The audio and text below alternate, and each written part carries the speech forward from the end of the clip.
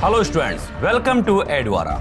First of all, I would like to introduce myself, Shashank Pathak, faculty of history. Chandragupta द्वितीय विक्रमादित्य की, इसका शासनकाल 375 ईस्वी से लेकर के तकरीबन 415 ईस्वी तक देखा जा सकता है।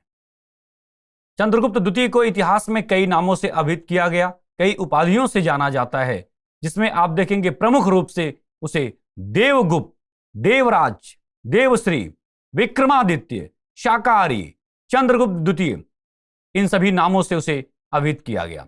विक्रमादित्य के रूप में सबसे विशिष्ट पहचान चंद्रगुप्त द्वितीय को ही मिली।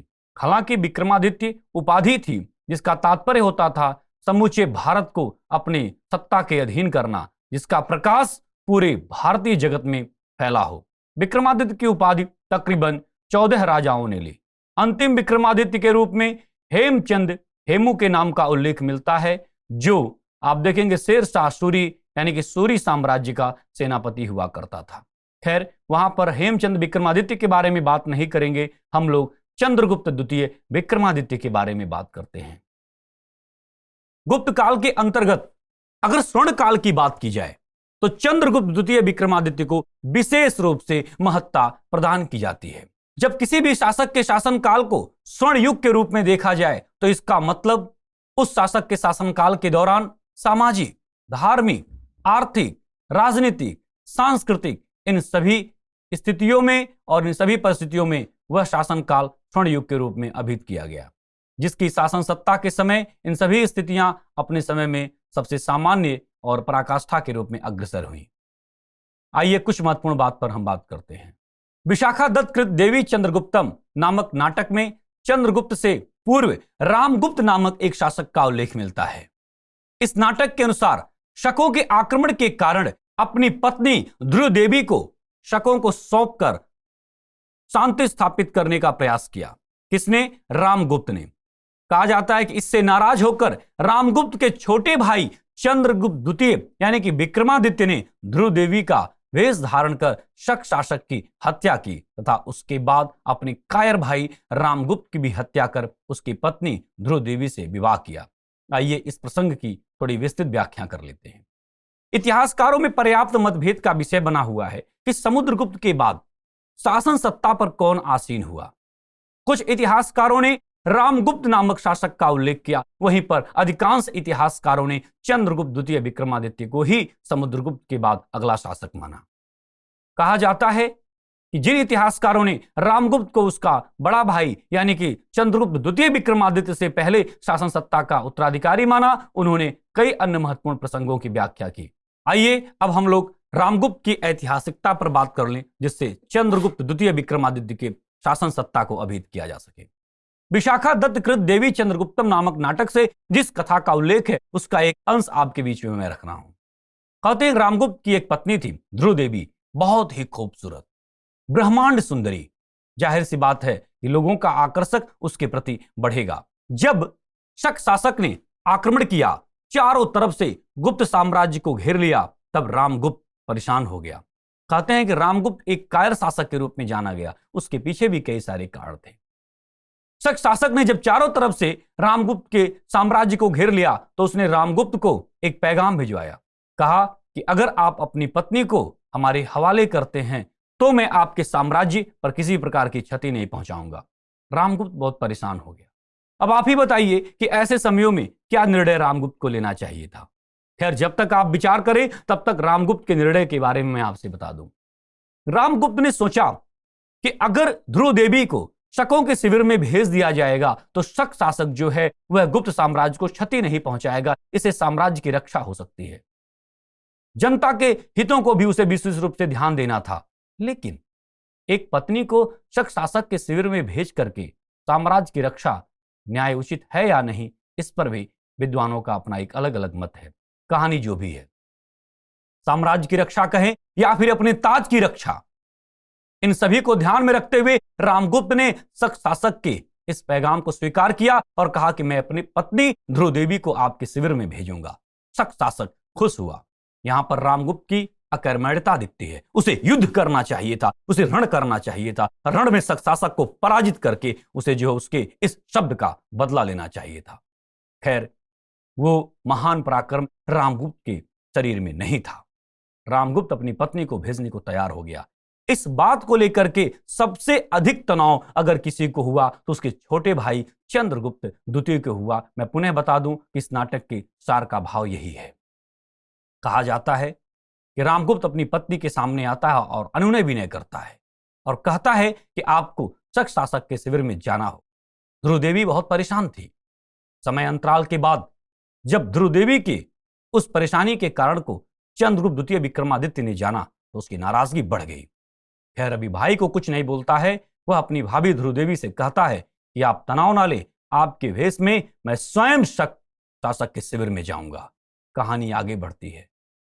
शाम का समय, यहां पर चंद्रगुप्त द्वितीय विक्रमादित्य आप देखेंगे कि वह ध्रुवदेवी का रूप धारण करके संध्या काल के दौरान शक शासक के शिविर में जाता है। कहा जाता है कि शक राजा खुश हो गया और वह ध्रुवदेवी के आलिंगन हेतु आगे बढ़ा। अपनी आगोश में लेने के लिए वो आगे बढ़ता है। शाम का समय था, परिधान में उसने पहचान नहीं पाया और जैसे ही एक एक कदम वो आगे बढ़ाता रहा आलिंगन हेतु, वैसे ही चंद्रगुप्त द्वितीय विक्रमादित्य भी नारी भेष में उसके समीप जाता गया। अति प्रसन्नता में अपनी आपा को खो बैठा और जैसे ही शक शासक उसको अपनी आगोश में लेने का प्रयास किया, वैसे ही चंद्रगुप्त द्वितीय विक्रमादित्य ने उसकी हत्या कर दी और उसके शिविर पर उसके सेनाओं ने आक्रमण कर दिया। शक शासक पराजित हुआ और इस तरह से चंद्रगुप्त द्वितीय ने एक उपाधि धारण की जिसको इतिहास में विक्रमादित्य के नाम से जाना जाता है, जिसका परम पराक्रम। इसके बाद ध्रुवदेवी चंद्रगुप्त द्वितीय विक्रमादित्य से अति प्रसन्न हुई, खुश हुई। ऐसी स्थिति में आप समझ सकते हैं क्या हो सकता है। अंततः ध्रुवदेवी और चंद्रगुप्त द्वितीय ने मिलकर के रामगुप्त की हत्या कर दी। हालांकि इस पर भी इतिहासकारों में विवाद का विषय बना हुआ है कि रामगुप्त की हत्या उसकी पत्नी और उसके छोटे भाई चंद्रगुप्त द्वितीय विक्रमादित्य ने की या नहीं। खैर जो भी है, रामगुप्त की हत्या होती है और उसके बाद शासन सत्ता पर आसीन होता है चंद्रगुप्त द्वितीय विक्रमादित्य की उपाधि से। आइए चंद्रगुप्त द्वितीय विक्रमादित्य के कारनामों के बारे में और भी बात करें, लेकिन उससे पहले आइए चंद्रगुप्त द्वितीय के अन्य वैवाहिक संबंध की बात करें। बहुत ही दूर दृष्टिकोण का शासक था। मैं आपको पुनः याद दिला दूं, जिस समय हर्यक वंश के शासक बिंबिसार ने वैवाहिक संबंध स्थापित कर अपने साम्राज्य को मजबूती प्रदान की, ठीक उसी तरीके से चंद्रगुप्त द्वितीय ने भी वैवाहिक संबंध बना करके अपने साम्राज्य को मजबूती प्रदान की। ध्रुवदेवी से विवाह के बाद चंद्रगुप्त द्वितीय ने नाग कन्या कुबेर नागा से विवाह किया, जिससे प्रभावती गुप्ता नामक पुत्री का जन्म हुआ। नाग कन्या कुबेर नागा से विवाह करने के बाद नागाओं के साथ उसके मधुर संबंध स्थापित हुए, जिससे कहीं न कहीं साम्राज्य विस्तार में सहायता मिली। इसके अलावा चंद्रगुप्त द्वितीय ने वैवाहिक संबंध के माध्यम से अन्य क्षत्रिय राजघरानों में भी विवाह करके अपने मधुर संबंध स्थापित किए। यहीं पर कुछ इतिहासकारों का कहना है कि अगर चंद्रगुप्त यानी कि गुप्त शासक वैश्य होते तो शायद क्षत्रिय वंश के शासक उनसे शादी नहीं करते। खैर इस बात को भी तर्क के आधार पर खंडित किया जा सकता है। जलालुद्दीन मोहम्मद अकबर मुस्लिम धर्म को इस्लाम धर्म को मानने वाला था। इसके बावजूद भी राजपूतों ने वैवाहिक संबंध स्थापित किए। क्यों? क्योंकि वहां पर साम्राज्य और नीति की बात थी। तो इस बात को यहां पर भी हम देख सकते हैं। चंद्रगुप्त चाहे क्षत्रिय हो चाहे वैश्य हो, वैवाहिक संबंध के माध्यम से उसने अपने साम्राज्य को मजबूत किया। अन्य महत्वपूर्ण बिंदुओं पर भी हम बात करेंगे। कहा जाता है कि चंद्रगुप्त ने अपनी पुत्री प्रभावती गुप्ता का विवाह वाकाटक नरेश रुद्रसेन द्वितीय के साथ किया, जो कि ब्राह्मण था। तो आप यहां पर देख सकते हैं कि राजनीति में सब कुछ जायज, इस बात को कई बार कहा गया है। और यहां पर उस समय राजनीति की अगर मैं बात करूं तो शासक बनने के बाद कोई धर्म जात विशेष में आपको प्रभावित नहीं होना होता है। सर्वे भवन्तु सुखिनः, यही आपकी विशेषता होनी चाहिए। और इस तरह से प्रभावती गुप्ता का विवाह वाकाटक नरेश रुद्रसेन के साथ करके उसने इस बात को स्पष्ट कर दिया। चंद्रगुप्त द्वितीय के विजय की अगर मैं बात करूं तो आप यहां पर देख सकते हैं चंद्रगुप्त द्वितीय विक्रमादित्य के विजयों का उल्लेख दक्षिण दिल्ली के मेहरौली में स्थित लौह स्तंभ पर उत्कीर्ण लेखों से होता है। इस स्तंभ पर उत्कीर्ण चंद्र नामक शासक का उल्लेख अधिकांशतः इतिहासकारों ने चंद्रगुप्त द्वितीय विक्रमादित्य से स्थापित किया। कहा जाता था कि दक्षिण दिल्ली के मेहरौली में स्थापित लौह स्तंभ, इसके बारे में जब तक इतिहासकारों ने चंद्रगुप्त द्वितीय विक्रमादित्य से सामंजस्यता नहीं स्थापित की थी, तब तक यही कहा जा सकता था कि इसको स्वर्ग से देवताओं द्वारा स्थापित किया गया है। अष्टधातु का बना यह लौह स्तंभ आज भी किसी प्रकार से क्षति के रूप में नहीं दिखता है। जब कभी भी आप वहां पर जाएं तो कुब्बत उल इस्लाम मस्जिद के प्रांगण में बना हुआ एलो स्तंभ आपको स्थापित दिखेगा। उस पर उत्कीर्ण चंद्र नामक शासक, जिसके समय काल को देखा गया तो चंद्रगुप्त द्वितीय विक्रमादित्य का ही समय काल था, अभिहित किया गया। इस तरह से आप यहां तक समझ सकते हैं कि उसके साम्राज्य का विस्तार कहां तक रहा होगा। चंद्रगुप्त द्वितीय ने उज्जैन के अंतिम शासक रुद्र सिंह तृतीय को 409 ईस्वी में पराजित किया और इस विजय के उपलक्ष्य में आप देखेंगे कि उज्जैन और मालवा के आसपास के क्षेत्रों में व्याघ्र शैली के चांदी के सिक्के चलाए। कई बार यह भी प्रश्न आता है कि व्याघ्र शैली के चांदी के सिक्के चंद्रगुप्त द्वितीय विक्रमादित्य ने कब चलाए और क्यों चलाए? तो आप यहां पर देखेंगे कि उज्जैन के अंतिम शासक रुद्र सिंह तृतीय को पराजित करने के बाद उन्होंने व्याघ्र शैली के चांदी के सिक्के चलाए। साथ ही साथ शाकाहारी नामक उपाधि भी धारण किया। शकों पर विजय प्राप्त करने के बाद शाकाहारी नामक उपाधि धारण करने वाला यह शासक इतिहास में गौरवमयी गाथा को लिखेगा और कहा जाता है कि उज्जैन चंद्रगुप्त द्वितीय विक्रमादित्य की दूसरी राजधानी बनी और गौरव प्राप्त किया। मगध यानी कि पाटलिपुत्र उसकी पहली राजधानी और यहां पर देखेंगे उज्जैन उसकी दूसरी राजधानी।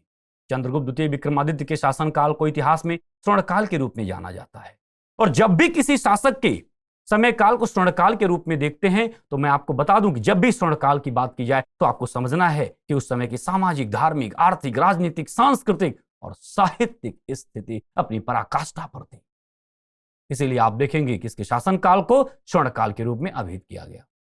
बात साहित्य की करें और अन्य महत्वपूर्ण बिंदुओं पर चर्चा करें कि उससे हम नवरत्नों की व्याख्या भी कर दें, ज्यादा जरूरी है। चंद्रगुप्त द्वितीय के दरबार में उपस्थित नवरत्न इस प्रकार से: महाकवि कालिदास, धनवंतरी, वराहमिहिर, अमर सिंह, क्षपड़क, शंकु, वैतालबट, घटकर्पण और वररुचि।